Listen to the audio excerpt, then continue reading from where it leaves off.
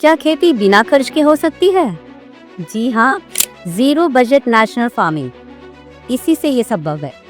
जानते हैं ZBNF की शुरुआत किसने की?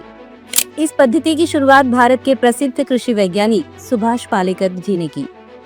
1990 के दशक में रासायनिक खेती से नुकसान देखकर उन्होंने ZBNF मॉडल को विकसित किया। आखिर ये ZBNF है क्या? एक ऐसी खेती जिसमें केमिकल, खाद, दवाइयों पर जीरो खर्च होता है।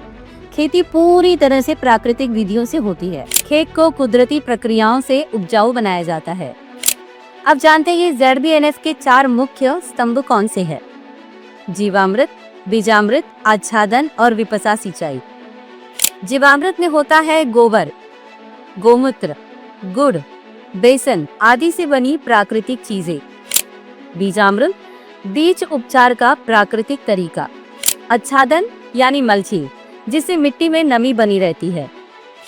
विपसा सिंचाई, विपसा सिंचाई से पौधों की प्राकृतिक नमी क्षमता को बढ़ाया जाता है। इसे अपनाने से किसानों को बहुत फायदे होते हैं, जैसे कि खेती का खर्च लगभग 90 से 100% तक कम हो जाता है। मिट्टी की उर्वरता बढ़ती है, फसल की गुणवत्ता और स्वाद उत्कृष्ट होता है। खेती में रासायनिक जहर न के बराबर होता है। कीट रोगों पर प्राकृतिक नियंत्रण रहता है। सूखे और कम बारिश में भी बेहतर उत्पादन मिलता है। इस विधि को अपनाने से किसान भी खुश, कम निवेश और कम जोखिम। छोटे किसान भी आसानी से इस विधि को अपना सकते हैं। इस तरह की खेती करने से बाजार में नेचुरल प्रोडक्ट का मूल्य भी अधिक मिलता है।